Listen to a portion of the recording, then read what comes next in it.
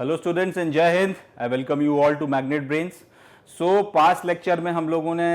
Weights का जो standard था वहाँ तक अपनी बातचीत कर ख़त्म करी थी। आज उसी के आगे से हम लोग अपने डिस्कशन को कंटिन्यू करेंगे। सबसे पहले हम लोग ये देखेंगे कि हड़प्पा एंड मोहनजोदाड़ो और पूरा का पूरा जो इंडस वैली सिविलाइजेशन था, इस पे गवर्निंग अथॉरिटी कौन सी थी, कौन था जो यहाँ पे रूल करता था, क्या एक राजा यहाँ पे रूल किया करता था या फिर एक से ज़्यादा लोग यहाँ पे रूल किया करते थे, वो सोर्स ऑफ पावर या सोर्स ऑफ अथॉरिटी कौन था जिसने इतनी बड़ी सिविलाइजेशन को यूनिफॉर्मली जो है एक साथ रखा और लोगों के ऊपर अपना शासन वगैरह चलाया। इस पर्टिकुलर चीज़ को हम लोग देखेंगे। उसके बाद में फिर हम लोग आगे बढ़ेंगे और एंड ऑफ द सिविलाइजेशन की तरफ जाएंगे। तब देखेंगे कि सिविलाइजेशन वगैरह कैसे खत्म हुआ, किस तरीके से फिर आगे आपको डेवलपमेंट्स देखने के लिए मिलते हैं लेट हड़प्पन पीरियड्स में, और उसके बाद फर्दर इसी से जुड़ा हुआ डिस्कशन वगैरह हम लोग कंटिन्यू करेंगे। So without any further ado, have we begin. जब आप पूरे के पूरे इंडस वैली सिविलाइजेशन को स्टडी करना शुरू करते हो, जब आप पूरे के पूरे इंडस वैली सिविलाइजेशन को देखते हो, तो आपको एक बात साफ साफ समझ में आ रही है कि यहाँ पर बहुत सारे कॉम्प्लेक्स डिसीजंस जो हैं वो लिए जा रहे हैं। यहाँ पर बहुत सारी ऐसी चीज़ें हैं जो पहले से बैठकर कोई डिसाइड कर रहा है, और ऐसी सिंपल चीज़ें नहीं है, बड़ी कॉम्प्लेक्स चीज़ें हैं, और उसने खुद ने डिसाइड कर लिया ऐसा नहीं है। वो डिसीजन उसके बाद वो वहाँ पर रहने वाले लोगों के ऊपर लागू कर रहा है। तो जब पूरी की पूरी इंडस वैली सिविलाइजेशन को देखा जाता है, पूरी आईवीसी को, आप उसके किसी भी शहर को देख लो, ऊपर से लेके नीचे तक, जम्मू से लेके आप नीचे गुजरात तक आ जाइए, या अफगानिस्तान से लेके आप यूपी के इलाकों में मेरठ तक, जहां तक ये सिविलाइजेशन आपको देखने को मिल रही है। सेटलमेंट्स को जब आप स्टडी करते हो, बारीकी से वहां से मिले हुए सामान को देखते हो, आपको एक बात क्लियर कट समझ में आ रही है, यहाँ पे कोई व्यक्ति था या फिर कुछ व्यक्तियों का समूह था, कोई पावर सोर्स था, कोई अथॉरिटी थी जो यहां पे बैठ के कॉम्प्लेक्स डिसीजंस लिया कर रही थी। इसके एविडेंस क्या है? आप पॉटरी देख लो, ऊपर से लेकर नीचे तक के जितने इलाके हैं आपके, सारी जगहों पे एक समान पॉटरी आपको देखने को मिलती है। चाहे आप प्लेन पॉटरी की बात कर लो, चाहे आप पेंटेड पॉटरी की बात कर लो, एक जैसा बनाने का तरीका, एक जैसी डिजाइन, एक जैसी राइटिंग्स, एक जैसे इंस्क्रिप्शंस। तो यूनिफॉर्मिटी आपको जम्मू से लेकर नीचे गुजरात तक जो है एक ही जैसी पॉटरी देखने को मिल रही है। एक ही तरीके की सील्स आपको देखने को मिल रही हैं, कोई ना कोई एक जानवर की फोटोग्राफ बनी है और साथ में उसके ऊपर एक लाइन लिखी हुई है जिसको हम लोग आज तक पढ़ नहीं पाए।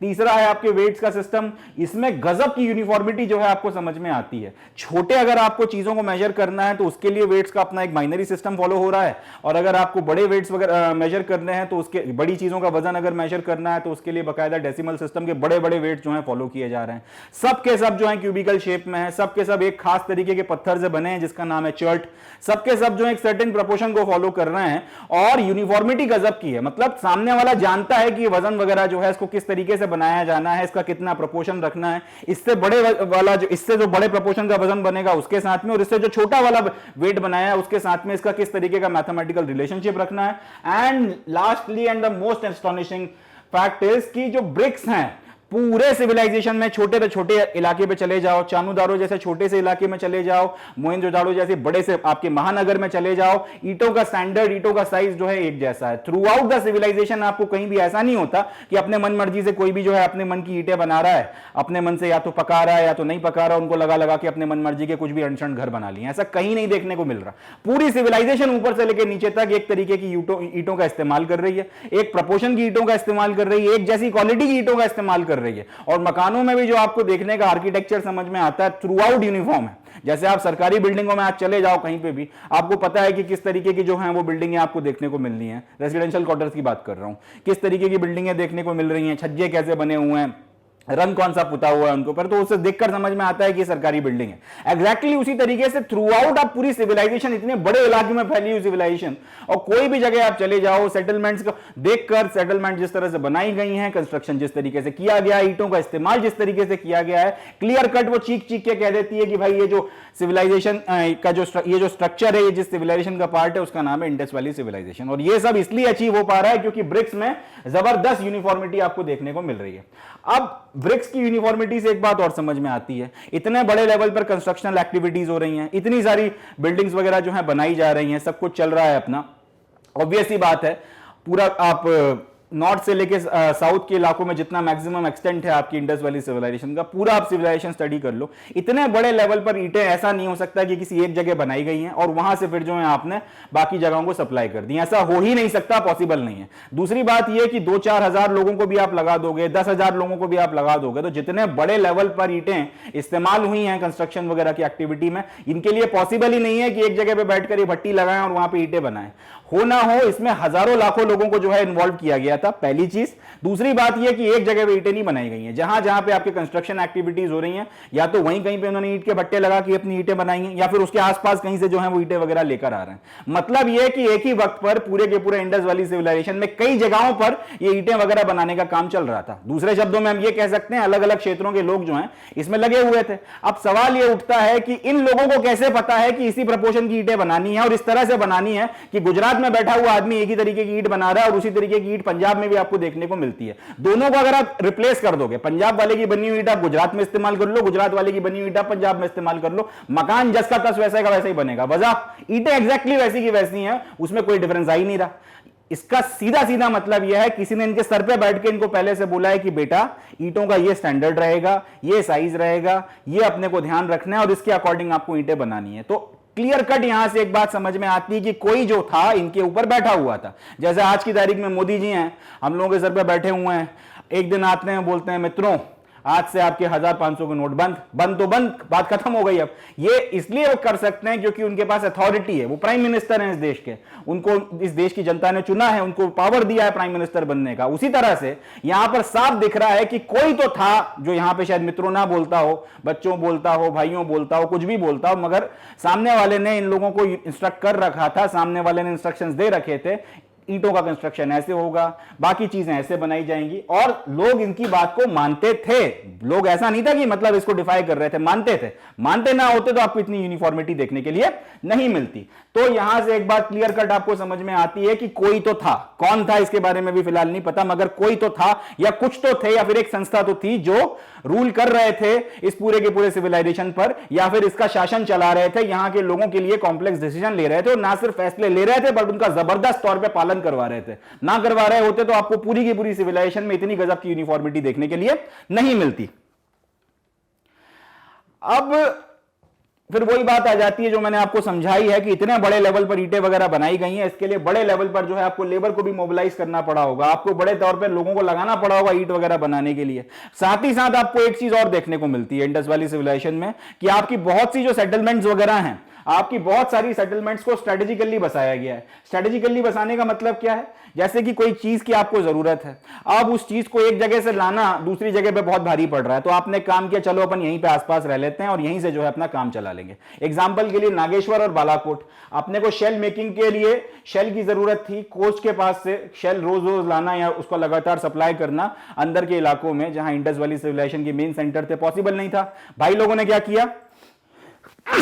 भाई लोगों ने नागेश्वर और बालाकोट जो काफी ज्यादा पास पड़ते हैं कोस्टल इलाकों के, वहां पर अपनी सेटलमेंट बसा मारी, और वहां पे फिर उसके बाद में वो शेल वगैरह लेकर आते हैं और भर भर के यहाँ पे शेल का काम होता है और दूसरी जगहों पे सप्लाई किया जाता है। इस तरीके से आप चामुदारों की बात कर लीजिए तो अलग अलग जगहों पर, लोथल की बात कर लीजिए जहां पे बकायदा अपने पोर्ट बना के ट्रेड वगैरह किया है वहां से, तो कई सारी सेटलमेंट्स आपको देखने को मिलती हैं जो स्ट्रेटेजिकली बसाई गई हैं। मतलब ऐसा ही आपके दिल में एक दिन आया ख्याल की जगह अच्छी, ओपन सेटल हो जाते हैं यहाँ पे, ऐसा नाटक नहीं हुआ। आपने बकायदा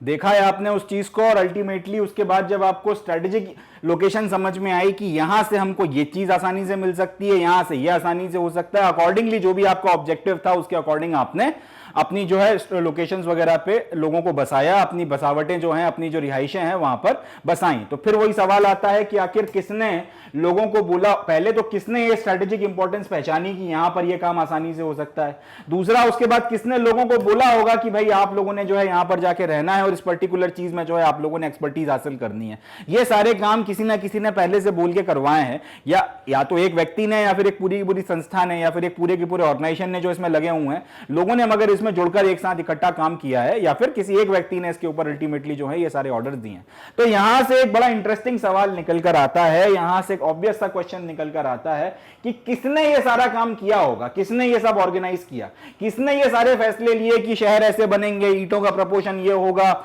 यहां पर सील इस तरीके की बनेगी, व्यापार इस तरह से करेंगे, स्ट्रेटेजिक लोकेशन पर यहां पर जो है अपने को शहर या अपनी रिहाइशें बसानी है, ये वाले लोग ये काम करेंगे, ये वाले लोग ये सारे काम करेंगे। किसने जो है इस तरीके के फैसले लिए और उसके बाद में लोगों ने आखिर क्यों इन फैसलों को माना? फिर मैं नोटबंदी के एग्जांपल को लूंगा।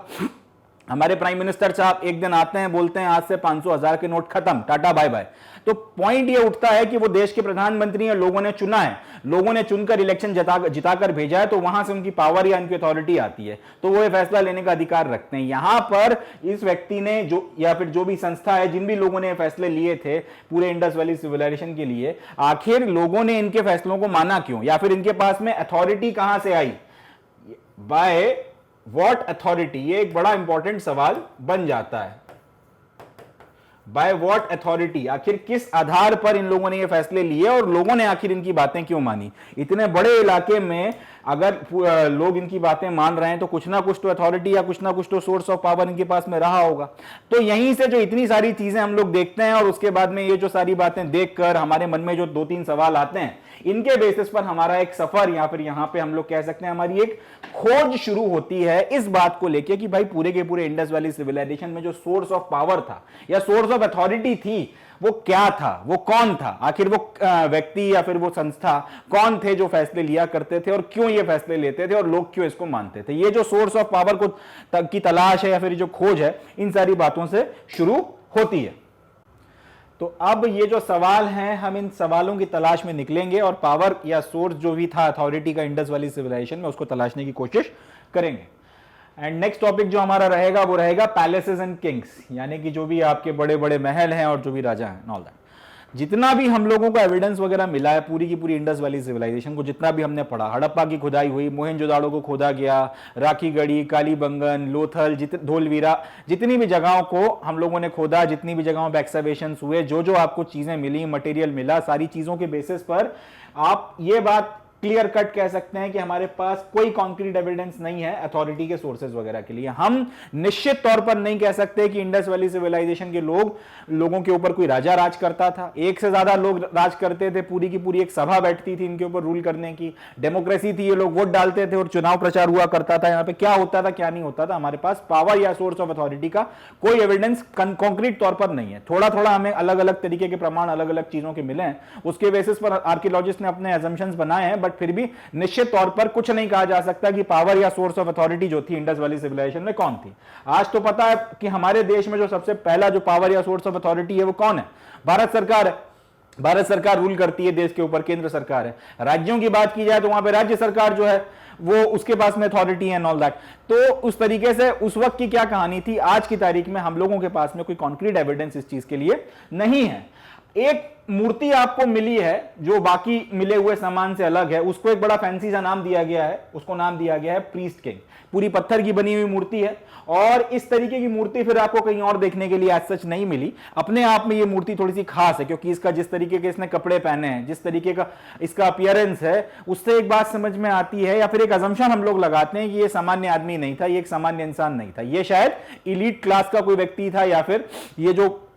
अथॉरिटी है शायद उसका पार्ट रहा होगा, एक हाई लेवल पर रहा हुआ इंसान है। तो उस मूर्ति को हम लोगों ने नाम दे रखा है प्रीस्ट किंग। इसका यह बिल्कुल मतलब नहीं है कि वहां के किसी राजा की मूर्ति थी एंड ऑल दैट, बस इस तरीके की मूर्ति कहीं और फिर ऐसी मिली नहीं। और जिस तरीके का इसका टेक्सचर है, जिस तरीके का इसका पोस्चर है, जिस तरीके की इसकी पर्सनालिटी समझ में आ रही है, जिस तरीके का इसका अपीयरेंस है, उसके बेसिस पे एक बात क्लियर है कि एक आम हड़प्पन या फिर एक सामान्य जो था वह हड़प्पन उस तरीके का व्यक्ति नहीं था। ये थोड़ा सा स्पेशल या फिर थोड़ा इलीट किस्म का व्यक्ति या संभ्रांत तबके का या पावरफुल तबके का व्यक्ति रहा होगा। पहले इसकी फोटोग्राफ देख लेते हैं, उसके बाद में फिर आगे बढ़ेंगे। देखिए इस तरीके की मूर्ति अब कहीं और आपको देखने को नहीं मिली। इसने सर के ऊपर कुछ पहन रखा है, बाल इसके ढंग से करीने से कटे हुए हैं, दाढ़ी वगैरह जो है उसमें आपको साफ समझ में आ रहा है कि ढंग से ध्यान रखा गया है दाढ़ी वगैरह में भी। इसने एक कपड़ा पहन रखा है जिसके ऊपर आपको बड़ी डिजाइन वगैरह जो है फूलों की दिख रही है और एक तरफ जो है आपका कंधा उसके ऊपर से इसने ले रखा है, इसको हाथ में कुछ एमुलेट वगैरह बांध रखा है। तो एक इसकी ये फोटोग्राफ है। इस तरीके की मूर्ति कहीं और मिली नहीं और ये क्योंकि थोड़ी सी अलग है, थोड़ा सा इसका जो टेक्सचर और इसके सारी चीजें जो हैं वो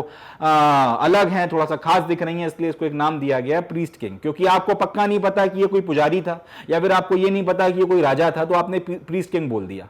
और इसकी वजह यह है क्योंकि मेसोपोटामिया में जो भी आपको सामान वगैरह मिले हैं, जो भी उनका टेक्स्ट मिला है, उससे यह पता चला है कि वहां पर राज करने की जो पावर थी वो एक संस्था के पास थी जिसमें पुजारी हुआ करते थे। तो पुजारियों का पूरा एक संस्था थी जो वहां पर राज किया करती थी और वहां के जो आपके रूलर्स थे उनको प्रीस्ट किंग कहा जाता है। तो क्योंकि यहां पर ऐसी एक मूर्ति मिल गई जैसी फिर कहीं और नहीं मिली और बाकी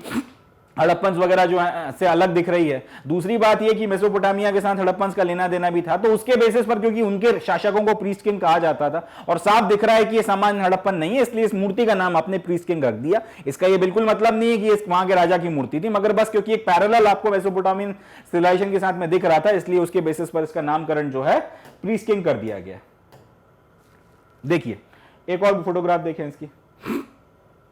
ये देखिए, अब इसके एक्सप्रेशंस वगैरह देखिए, ऐसा लग रहा है जैसे आंखें बहुत कम खुली हुई हैं या फिर मेडिटेटिव स्टेट में है। हाथ में एक एम्यूलेट बांधा हुआ है, ये देखिए हाथ में एक एम्यूलेट बांधा हुआ है, उसमें दिख रहा होगा।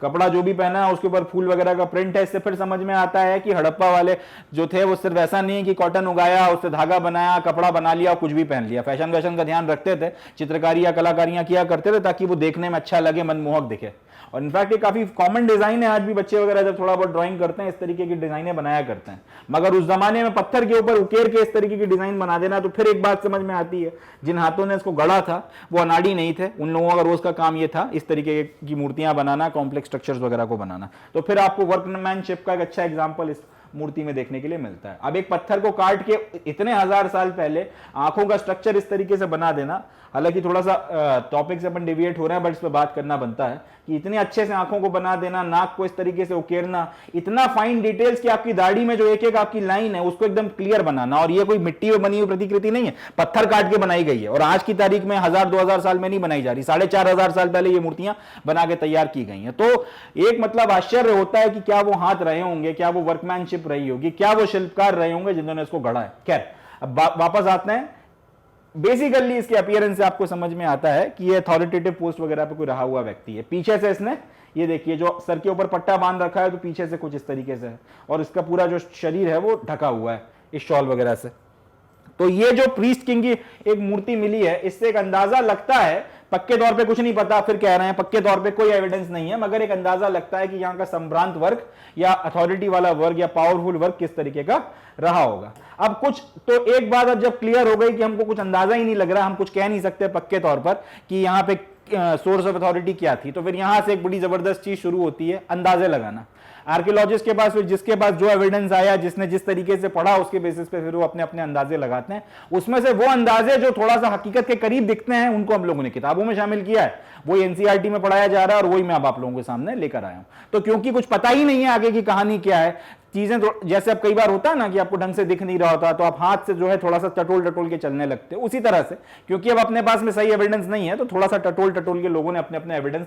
जो भी इनके हाथ लगे हैं उसके बेसिस पे अपने अपने अजम्पशन लगाए। कुछ आर्कियोलॉजिस्ट का मानना यह है कि हड़प्पन सोसाइटी में कोई रूलर था ही नहीं और सारे के सारे लोग बराबर का स्टेटस एंजॉय करते थे। यह हो नहीं सकता। इसकी वजह यह है कि जिस तरीके की यूनिफॉर्मिटी देखने को मिल रही है वो पॉसिबल ही नहीं है अगर सब लोगों को खुला छोड़ दिया जाए कि जो मन में आ रहा है करो, सबके सब बराबर हो, कोई किसी के ऊपर रूल नहीं करेगा। अगर ये कहानी बना दी जाए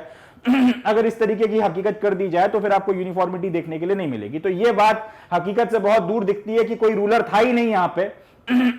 और सारे लोगों को जो है बराबर का स्टेटस मिला करता था। कुछ का मानना यह है कि यहां पे एक से ज्यादा रूलर्स थे, बहुत सारे रूलर थे। यह हो सकता है कि एक से ज्यादा लोग एक वक्त पे रूल किया करते हों, और दूसरी चीज यह हो सकती है कि हर एक जो शहर है या फिर हर एक जो सेटलमेंट है उसका अपना खुद का एक रूलर हो। मोहनजोदाड़ो का अपना खुद का एक रूलर हो, हड़प्पा का अपना खुद का एक रूलर हो, और इस तरीके से। यह बात भी इसलिए बहुत ज्यादा गले नहीं उतरती क्योंकि अगर ये सब अपने अपने अलग अलग सेटलमेंट्स के अलग अलग रूलर होते, अलग अलग लोग अगर रूल कर रहे होते, तो फिर इस चक्कर में इतने ऊपर से लेके नीचे तक या आप पूरब से लेके पश्चिम या पश्चिम से लेके पूर्व तक में जिस एक्सटेंट में सिविलाइजेशन फैला हुआ है, अगर हर एक सेटलमेंट का, हर एक शहर का अपना एक अलग रूलर है, उस केस में फिर इतने सारे रूलर इस तरीके की यूनिफॉर्मिटी पर तैयार हो जाएं, ये बात गले नहीं उतरती कि एक जैसी ईंटें जो हैं वो भी वो अपने यहां लगा रहे हैं, एक जैसी चित्रकारी बना रहे हैं, एक जैसी पॉटरी कर रहे हैं, ये फिर पॉसिबल नहीं है। कोई ना कोई एक तो डाइसेंट करेगा। आज भी अपने लोकतंत्र की बात कर लें तो अलग अलग राज्यों में राज्य सरकारें चल रही हैं, केंद्र में किसी और पार्टी की गवर्नमेंट है, राज्य में किसी और पार्टी की गवर्नमेंट है, तो आपस में जो है बातें होती रहती हैं, वाद विवाद होता रहता है। कोई कुछ फैसला देता है, कोई कुछ मानता है, कोई मानने से मना कर देता है, कोई उसको अपने तरह से मॉडिफाई करके लगाता है। अब अगर आप ये बोलो कि हजारों साल पहले हर एक शहर के अपने अलग रूलर्स रहे थे, तो ये बात इसलिए गले नहीं उतरती। फिर अगर ऐसा होता तो ये यूनिफॉर्मिटी जो आपको पूरी सिविलाइजेशन में देखने के लिए मिलती है वो नहीं मिलती। कोई व्यक्ति बोलता कि हम लोग इस तरीके की सील बनाएंगे, तो कोई ना कोई तो उसमें अड़ंगा डालता, बोलता कि नहीं ऐसा नहीं करना, उसमें कुछ ऐसा होगा, इसमें कुछ और मॉडिफिकेशन होंगे, कुछ ना कुछ वाद विवाद होते, चीजें होती, तो कुछ आपको वेरिएशन भी देखने को मिलता। वो वेरिएशन देखने को मिल नहीं रहा है, यूनिफॉर्मिटी ऊपर से लेकर नीचे तक जो है आपको देखने को मिल रही है। इसके बेसिस पर यह कहना कि नहीं भाई यहां पे अलग अलग शहरों के अलग अलग राजा थे, बात पूरी तरह से सच्चाई या हकीकत के पास आपको देखने के लिए नहीं मिलती है। कुछ लोगों का कहना है कि जिस तरीके की यूनिफॉर्मिटी है, उसी बात को उन्होंने फिर पकड़ा कि जिस तरीके की यूनिफॉर्मिटी है आपके, और जिस तरीके के प्लांट सेटलमेंट्स के आपको एविडेंस मिल रहे हैं, ब्रिक्स में जिस तरीके की यूनिफॉर्मिटी देखने को मिल रही है, सील्स जो एक जैसी देखने को मिलती हैं, स्क्रिप्ट एक जैसी फॉलो हो रही है, ये हो ही नहीं सकता कि यहां पे अलग अलग लोग जो थे वो रूल करते थे। यहां पर एक सिंगल स्टेट था। सिंगल स्टेट का मतलब ये पूरा का पूरा एक अंपायर हुआ करता था। पूरी हड़प्पन सिविलाइजेशन अपने आप में एक अंपायर हुआ करती थी और एक जगह से कहीं से शासन चलाया जाता था। अब एक राजा राज करता था या बहुत सारे लोग रूल करते थे वो कहना मुश्किल है, मगर यूनिफॉर्मिटी और जिस तरीके के एविडेंसेस देखने को मिल रहे हैं उसके बेसिस पर हम ये कह रहे हैं कि एक सिंगल स्टेट था, एक पूरा का पूरा राज्य था, एक पूरा का पूरा शासन था और किसी एक जगह से रूल इसके ऊपर किया जाता था। आज की तारीख में जितना एविडेंस है, ये आखिरी बात जो है आपको सच्चाई के ज्यादा करीब लगती है, क्योंकि फिर वही बात आ जाती है, इतने सारे लोगों को साथ लेकर चलना, इतने बड़े इलाके के लोगों को साथ लेकर चलना और उन सब के लिए फिर इतने कॉम्प्लेक्स डिसीजंस लेना और उनको इतना ज्यादा स्ट्रिक्टनेस के साथ में, इतना ज्यादा डिसिप्लिन के साथ में लागू करवा देना कि आपको वो यूनिफॉर्मिटी इतने हजारों किलोमीटर के क्षेत्र में देखने के लिए मिलती है, स्क्वायर किलोमीटर के क्षेत्र में देखने के लिए मिलती है, छोटी मोटी बात नहीं है। तो यहां से आज की तारीख में निश्चित तौर पर कुछ नहीं कहा जा सकता, मगर लास्ट थ्योरी कि कोई ना कोई एक सिंगल स्टेट था और वो इन सब के ऊपर रूल करता था और कॉम्प्लेक्स डिसीजंस लेकर उनको लागू करवाता था, ये बात सच्चाई के ज्यादा करीब हमको समझ में आती है। अब हम लोग बातचीत करेंगे एंड ऑफ द सिविलाइजेशन के बारे में कि हड़प्पन सिविलाइजेशन खत्म कैसे हुई, किस तरीके से ये अपने डिक्लाइन की तरफ गई। हम लोगों को जो भी सामान मिला, जो भी एविडेंसेस मिले, जो भी पढ़ा गया, उसके बेसिस पे प्रामाणिक एविडेंस हैं, पुख्ता एविडेंस हैं इस बात के कि 1800 बिफोर कॉमन एरा या फिर 1800 बिफोर क्राइस्ट आते आते हड़प्पन सिविलाइजेशन की जो मैक्सिमम साइट्स थी, मैच्योर हड़प्पन सिविलाइजेशन की बात कर लेते हैं, मैच्योर हड़प्पन जो फेज था हड़प्पन सिविलाइजेशन का, इसकी जो मैक्सिमम साइट थी इनको अबेंडन कर दिया गया था। लोग यहां से छोड़ छोड़ के चले गए थे, यहां पर रहना बंद कर दिया था। और मजे की बात यह है कि ये एक ही वक्त पर हुआ है, ये सारी की सारी साइट्स वगैरह को अबेंडन साइमल्टेनियसली किया गया है। एक ही वक्त पर लोग 1800 बिफोर क्राइस्ट में ये शहर, ये सारी रिहाइशें छोड़कर चले गए, एक ही वक्त पर चले गए। अब ये बड़ी एस्टोनिशिंग और इंटरेस्टिंग बात है, इसका हमारे पास कोई पुख्ता जवाब नहीं है कि आखिर ऐसा क्या हो गया, ऐसी कौन सी बिजली गिर गई, ऐसी कौन सी आकाशवाणी हो गई, ऐसी कौन सी धरती फट गई, क्या रीजन था कि 1800 बिफोर क्राइस्ट में एक दिन अचानक सारे के सारे शहर जो हैं खत्म हो जाते हैं, या फिर खत्म हो जाते हैं इन सेंस में खत्म हो जाते हैं कि लोग उनको छोड़ छोड़ के चले गए, वहां पर उन्होंने रहना बंद कर दिया। और इस चीज के प्रामाणिक एविडेंस हैं, पुख्ता एविडेंस हैं कि ये साइमल्टेनियसली एक ही कालखंड में एक ही वक्त में हुआ था। कब? 1800 बिफोर क्राइस्ट। मैक्सिमम जो आपकी मैच्योर हड़प्पन साइट्स थी इनको अबेंडन कर दिया गया, लोग इनको छोड़ के चले गए, उन्होंने यहां पर रहना बंद कर दिया। और इसी वक्त हमको एक और इंटरेस्टिंग चीज मिलती है कि आप फर्दर ईस्ट में जाते हैं या फिर और नीचे साउथ की तरफ में जाते हैं तो गुजरात में, हरियाणा में और वेस्टर्न यूपी में नए इलाकों में, ये जो इलाके हैं यहां पर आपको नई सेटलमेंट्स देखने के लिए मिलती हैं। बड़ी इंटरेस्टिंग बात हो रही है, एक ही वक्त पर लोगों ने 1800 बिफोर क्राइस्ट के आसपास हड़प्पन सिविलाइजेशन के जो शहर थे अबेंडन कर दिए, वहां पर रहना बंद कर दिया। और इसी वक्त में आपको वेस्टर्न यूपी, हरियाणा और गुजरात के नए इलाकों में नए तरीके की सेटलमेंट्स देखने के लिए मिलती हैं। अब इसका यह भी मतलब नहीं था कि पूरे के पूरे जो जितने भी सेटलमेंट्स थे वहां पर सारे के सारे लोग एकदम से गायब हो गए। कुछ जगहों पर कुछ ऐसी सेटलमेंट्स वगैरह बची थी जहां पर लोग फिर भी थोड़ी बहुत मात्रा में रह रहे थे, मगर क्लियर कट समझ में आ रहा था कि इनका लाइफस्टाइल बदल गया है। मैच्योर हड़प्पन में जिस तरीके की जिंदगी चल रही थी, अब जिंदगी एकदम उससे अलग हो गई है। आपका स्टैंडर्ड ऑफ लिविंग, आपका रहन सहन, आपका लाइफस्टाइल जो है टोटली चेंज हो गया है। और यहीं से जो है हम लोग इसको बोलते हैं कि सिविलाइजेशन जो है अपने डिक्लाइन की तरफ गई है। या फिर इसको इस तरीके से कह सकते हैं कि ये जो मटेरियल कल्चर था, जिस तरीके से आप शहर में रहते हो उस तरीके से आप गांव में नहीं रहते, और जिस तरह से आप एक ठीक ठाक बड़े गांव में रहते हो एकदम ही छोटे से एकदम दूर दराज के गांव में उस तरह से भी नहीं रहा जाता। मतलब आपका जो रहन सहन है जगह के हिसाब से, फैसिलिटीज के हिसाब से बदलता है। इसको कहा जाता है मटेरियल कल्चर। जब आप मोहनजोदाड़ो जैसे बड़े शहर में रह रहे हो तो आपका मटेरियल कल्चर ऑल टुगेदर अलग है। अब एकदम ही बिहार में कहीं पर एक छोटे से गांव में रह रहे रहे हो उस वक्त में, तो आपका कल्चर जो है या फिर आपका जो मटेरियल कल्चर है, रहन सहन ऑल टुगेदर बदल जाएगा। यहां पर यही चीज देखने को मिलती है, तीन चार चीजें साथ में हो रही हैं। 1800 बिफोर क्राइस्ट लोग छोड़ छोड़ के भाग गए, मैक्सिमम मैच्योर हड़प्पन साइट्स की जितनी भी मैच्योर हड़प्पन साइट्स हैं, जितनी भी हैं मैच्योर हड़प्पन फेज जो है हड़प्पन सिविलाइजेशन का, उसकी जितनी भी साइटें लोग छोड़ छोड़ के सब भाग गए। इसी वक्त में आपको देखने को मिलता है गुजरात, हरियाणा और वेस्टर्न यूपी में नए सेटलमेंट्स निकल कर आ रहे हैं, यानी कि ये लोगों का शायद माइग्रेशन यहां से यहां हो रहा है। मगर कुछ लोगों ने फिर भी रहना जो है कुछ जगहों पर हड़प्पन सिविलाइजेशन की कुछ साइट्स पर रहना अभी भी कंटिन्यू कर रखा है। मगर मजे की बात यह निकल कर आ रही है कि यहां पर मटेरियल कल्चर में गजब का ट्रांसफॉर्मेशन आपको देखने को मिलता है, और ये नेगेटिव सेंस में मैं बात कर रहा हूं, यानी कि आप डिक्लाइन की तरफ जा रहे हो, शहरी जीवन से आप ग्रामीण जीवन की तरफ जो है बढ़ते चले जा रहे हो। चलें इसमें आगे बात करते हैं। सबसे आपका जो विजिबल आपको एक जो एविडेंस है जिसके बेसिस पर आप ये कह रहे हो कि ये चीजें हुई हैं, वो क्या है? आपके बहुत से डिस्टिंक्ट आर्टिफैक्ट जो थे जो हड़प्पन सिविलाइजेशन को या इंडस वैली सिविलाइजेशन को अलग बनाते हैं, उसमें आपका वेट्स का सिस्टम है, आपकी सील्स हैं, आपकी बीड्स हैं, राइटिंग्स हैं, क्राफ्ट का जो स्पेशलाइजेशन है, लंबे डिस्टेंस तक आप जो ट्रेड कर रहे हो, ये सारी चीजें जो है डिसअपियर हो जाती हैं। 1800 बिफोर क्राइस्ट में लोग बाग जो है छोड़ छोड़ के आपकी सेटलमेंट्स चले गए, कुछ थोड़े बहुत लोग इधर उधर रह रहे हैं, उनका लाइफस्टाइल और कल्चर चेंज हो गया, और वो सारी चीजें जो वाटर मार्क है इंडस वैली सिविलाइजेशन का वो खत्म हो गई, आउट ऑफ नोवेयर एक दिन यूं गायब हो गई। कुछ आपके पास में जवाब नहीं है इस चीज का कि क्या हुआ, लोगों को आखिर क्या हुआ कि आपका वेट्स का सिस्टम जो स्टैंडर्ड सिस्टम था ऊपर आपके नॉर्थ से लेकर नीचे गुजरात तक और यहां पे अफगानिस्तान से लेकर वेस्टर्न यूपी में आपका मेरठ के इलाकों तक जो है एक जैसा वेट्स का सिस्टम फॉलो होता था, खत्म हो गया। लोगों ने उसकी जगह लोकल सिस्टम एडॉप्ट कर लिया, सील्स उस तरीके की फिर आपको मिलना बंद हो गई, बीड्स वगैरह का बनाने का जो पूरा का पूरा आपका व्यापार था, पूरा का पूरा जो बीड मेकिंग की इंडस्ट्री थी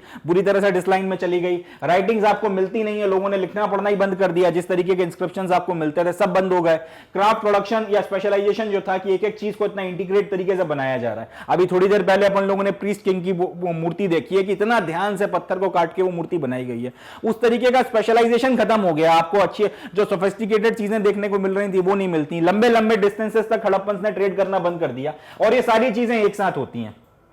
एक और इंटरेस्टिंग बात ये निकल कर आती है कि मैन्युफैक्चरिंग में जो बड़े लेवल पर आप चीजों का इस्तेमाल कर रहे थे, 50 तरीके के पत्थरों का इस्तेमाल कर रहे थे, 10 तरीके के मेटल इस्तेमाल हो रहे थे, और अलग अलग तरीके की आपकी क्ले का इस्तेमाल कर रहे थे, टेराकोटा का इस्तेमाल हो रहा था, लकड़ियां इस्तेमाल हो रही थी, बर्न ब्रिक्स इस्तेमाल हो रही थी, सब बंद कर करा दिया। बहुत कम सामान का मैन्युफैक्चरिंग हो रही है और बहुत कम मटेरियल से उसको बनाया जा रहा है। क्लियर कट आपको दिख रहा है कि ये चीज अब एकदम से बर्बादी की तरफ जा रही है। अब क्यों जा रही है इसका जवाब अभी हम लोग आगे तलाशेंगे, मगर ये साफ समझ में आ रहा है कि ये डिक्लाइन आपको देखने के लिए मिल रहा है।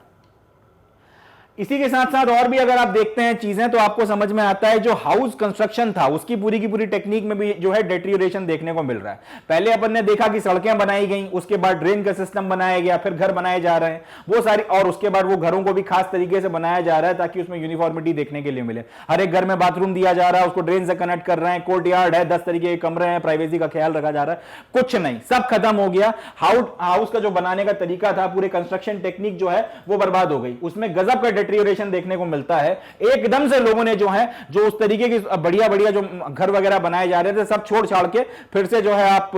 बुरी क्वालिटी के मकानों की तरफ और उसके बाद अल्टीमेटली धीरे धीरे हट्स की तरफ फिर से जो है अपना ट्रांसफॉर्मेशन आपको देखने के लिए मिलता है। बड़ी बड़ी बिल्डिंग्स अब बनना टोटल बंद हो गई, पब्लिक स्ट्रक्चर्स वगैरह जिस तरीके के आपको ग्रेट बाथ वगैरह जैसे देखने को मिले थे सब खत्म हो गया। और यहां से अब ये जो सारी चीजें आपको हो रही हैं, आर्टिफैक्ट्स बदल गए, क्वालिटी खराब हो गई, सेटलमेंट्स वगैरह लोग छोड़ छोड़ के भाग गए, इसके बाद आपका जो है बड़ी बिल्डिंग्स देखने को नहीं मिल रही, हाउस का कंस्ट्रक्शन जो है उस तरीके का नहीं हो रहा, बीड मेकिंग बंद हो गई, मटेरियल कम इस्तेमाल हो रहे हैं, ट्रेड लंबे डिस्टेंस तक बंद हो गए। सारी चीजों को देखकर जो एक चीज साफ समझ में आ रही है वो ये है कि आपकी जिंदगी में एक ट्रांसफॉर्मेशन आपको देखने को मिलता है। आप अर्बन लाइफ से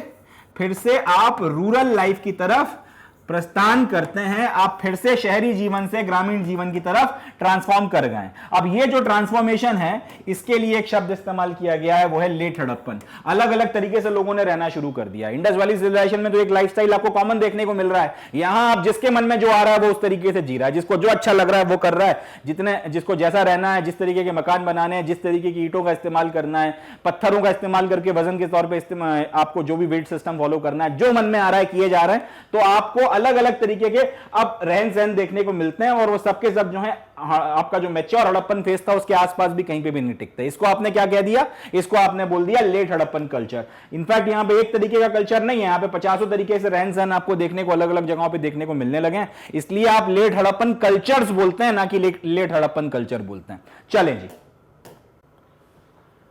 अब हम लोग बात करेंगे कि आखिर इंडस वैली सिविलाइजेशन एकदम से कैसे खत्म हुई, लोगों ने एकदम से अबैंडनमेंट क्यों किया अपने साइट्स का और सेटलमेंट्स का, क्या वजह थी कि एकदम से ये सारे के सारे चेंजेस आए जो हमको मटेरियल लाइफ में देखने के लिए मिलते हैं। इन सारी चीज़ों के बारे में हम लोग बातचीत करेंगे। तो कई सारे एक्सप्लेनेशंस दिए गए हैं इस बात को समझाने के लिए कि आखिर क्या वजह थी कि इतने बड़े लेवल पर आपको ये ट्रांसफॉर्मेशन देखने को मिलता है। लोग अपने घर जो है छोड़ छोड़ के चले गए और नई सेटलमेंट बनाने लगे, लाइफस्टाइल बदल गया। तो पॉइंट ये उठता है कि आखिर क्या रीजन थे जिसके कारण एकदम से ये जो सिविलाइजेशन है वो एक ही वक्त पर साइमल्टेनियसली इसका हर एक सेंटर जो है खत्म हो जाता है और ये एकदम से डिक्लाइन की तरफ जाती है। कई सारे एक्सप्लेनेशन इस चीज के लिए दिए गए, जैसे कई लोग बोलते हैं कि क्लाइमेट चेंज हो गया एकदम से, उसका असर आपको देखने को मिलता है। कई लोग बोलते हैं डिफॉरेस्टेशन बहुत ज्यादा हुआ, उसका जो है एकदम से असर हुआ, नेगेटिव इंपैक्ट पड़ा एनवायरनमेंट के ऊपर, मॉनसून्स वगैरह के ऊपर, तो लोगों ने जगह को छोड़ दिया। कई बोलते हैं कि एक्सेसिव फ्लड्स आया करते थे इसके कारण। कई लोग बोलते हैं कि नदियां जो थी अपने रास्ते बदल रही थी, कहीं पर सूख रही थी, कहीं पर जो है नया रास्ता पकड़ रही थी, इस चक्कर में जो है